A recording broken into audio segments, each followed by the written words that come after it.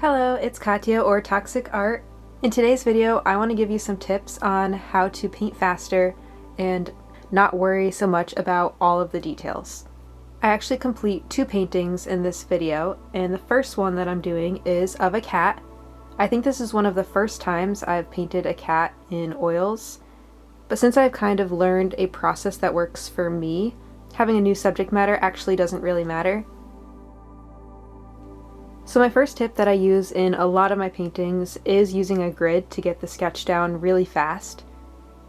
With this, you don't have to worry about spending an hour or 2 hours trying to get all of the proportions correct before you even get into the painting, which might be what you want to focus on instead of the actual drawing part.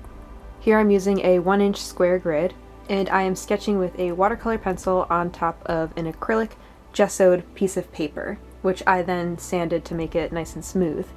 Once I finish the sketch, I move on to my first layer of paint. Since I'm mainly focusing on oil painting right now, a big tip to help your oil paintings go faster is to use acrylic paint for your base layer. This helps you get color down on paper so that you're no longer looking at a blank sheet with just the sketch on it. For this one in particular, I'm using just black and white to get the grayscale of the image down. This helps me focus on just the values and not worry about having to mix colors, especially in acrylic paint, which can take a lot longer than oil paint since you have to worry about it drying and you don't want your colors that you pre-mix to dry before you move on to the more important detail layers later on. This first layer in acrylic paint is where I try to get down the proportions from the sketch and from the image as correctly as I can. It's so much easier using acrylic paint since it dries fast, and I can technically, even though it's my first layer, I can do multiple layers, fix things, paint over top a lot quicker than if I were trying to do all of this in oil paint, since then I'd just be working wet on wet and could create a mess. The only exception I do for color is just the background. Not really sure why. Just felt like adding blue. Now I can move on to the layer of oil paint. For this painting, I only did one layer of oil paint on top of my acrylic painting base layer. I really want to try to become faster at some of these smaller paintings so that I'm not worrying about all the details. But for this painting in particular, I did choose a reference photo that the mouth was the part that was mainly in focus, so the rest of the head of the cat, with all of the fur, the ears, those kinds of details, even the whiskers, are a little bit blurry, which means I don't have to worry about painting in all of the little hairs.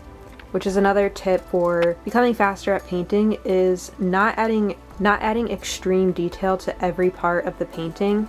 When you think about how photos work, which is what I'm working from, and even just real life, when you're looking at things, not everything is in focus. You're usually looking and focusing on one specific part of something, even say an animal, so a cat. Not every single hair is in focus, so when you're painting that, if you're not interested in painting hyper-realism and just getting the feel of the animal down, the shape, the values, the tones, all of that, you don't actually have to paint in everything.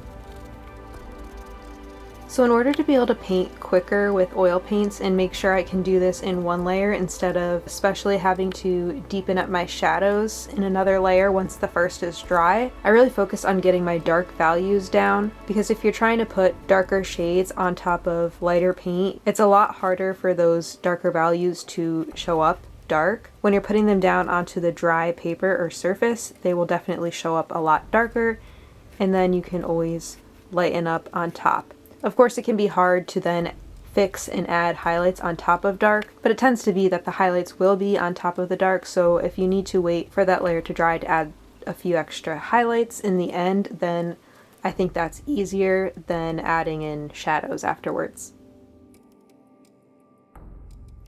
Another tip that helps me move a lot faster in paintings is having several paintbrushes that I'm using in a session. So instead of having a couple brushes that I switch between and constantly have to clean in between colors or shades, I have 5, 6, 7 brushes going at once in different shapes, different sizes. This really helps me move faster in my paintings because I can just have a dedicated brush to, say, creating the highlights for a lighter shade, and then I can have another brush that's for a mid-tone and another one for a mid-tone but in another color, so that all of these can work together. I don't have to constantly be wiping off my brush and muddying up my colors. Although you might not be able to get as many details in these paintings where you're only doing one layer, especially with oil paint, I think it just really helps your brain learn what things are important and what things aren't. So the more times you practice creating faster portraits, faster paintings, the quicker you'll become at figuring out where to put your paint and what details really matter in the end. You can definitely tell that for the neck of this cat, since it really is not the main focus of the piece, I didn't worry too much about the details that I was adding into the fur.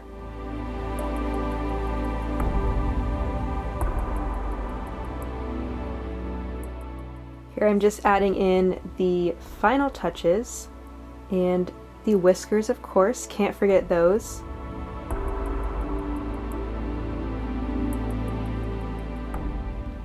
And here is a sneak peek of the final piece.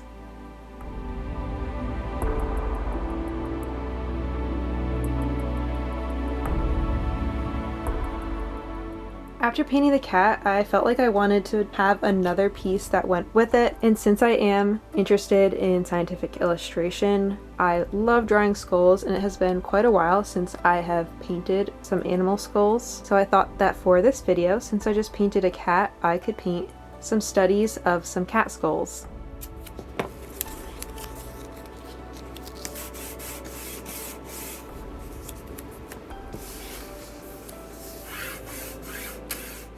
So for these studies, I'm just using Payne's Gray and Titanium White. Those are the only two colors that I'm using. And again, I'm doing these on an acrylic gessoed piece of paper that I also sanded again.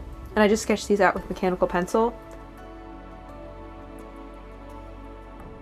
The references for these are from boneclones.com. I love using that site to find skull references. They're really great. They have multiple different views of different animals, people, a lot of different skulls on there.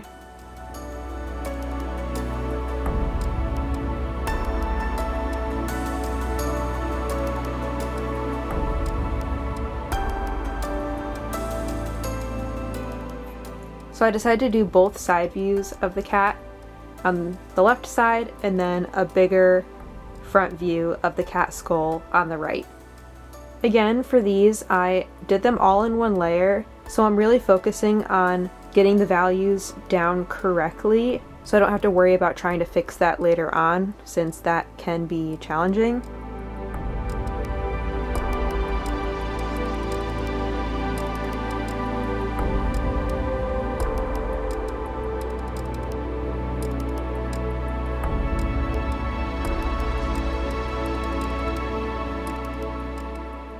It can be really helpful to just block in some of those big shapes, especially of the shadows and the more midtones, so then you can go in, blend them in together later, and add in the details. It's a lot harder for me to explain how I paint skulls. I really am just looking back and forth from the reference photo to my painting, just trying to be as accurate as I can with the different values. For these, I did not use a grid method. I did just sketch them out by hand.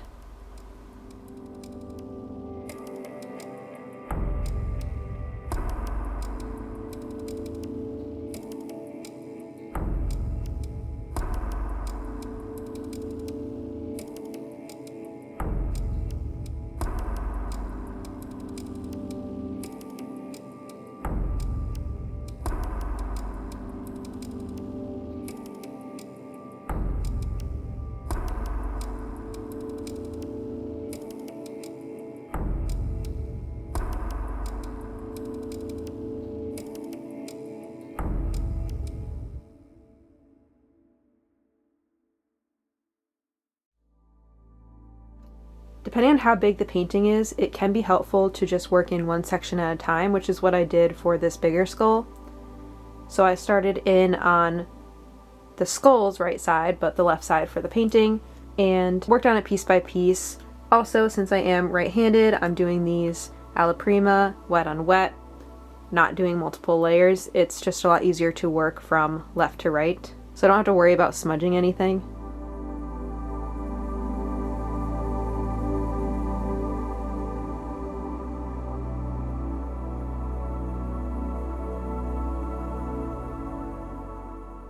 This piece only took me a couple hours since it is more of just a study. I didn't really worry about it being perfect. I just wanted to paint some skulls. I really enjoy painting in black and white though. It really simplifies things. I don't have to worry about colors. It can be really easy to help you learn, especially if you're having trouble with values. Of course, it doesn't have to be black and white. It can be any color you want. Just monochrome can really help, just having the white and then whatever color you want. This painting has really gotten me into wanting to paint more skulls though, so let me know if there are any skulls that you'd want to see me paint, or if you have any questions and want me to explain in a little bit more detail on how to paint certain skulls.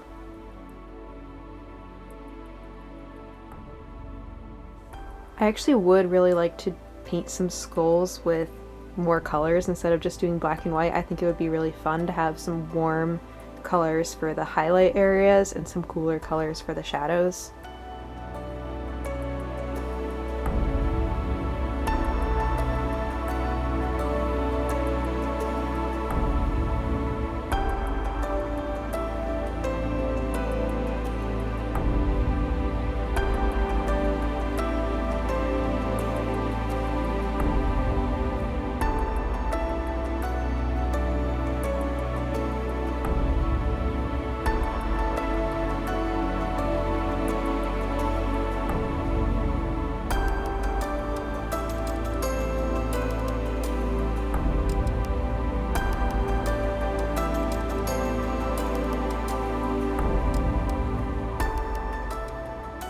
But we are wrapping up this second painting. So that is pretty much it for this second painting. Just have to finish up painting in the rest of the background.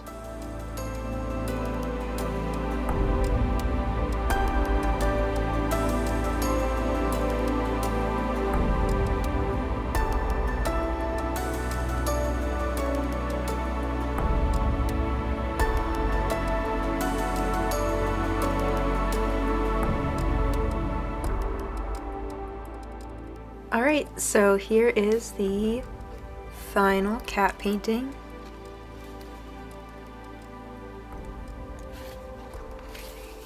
Along with the cat skulls.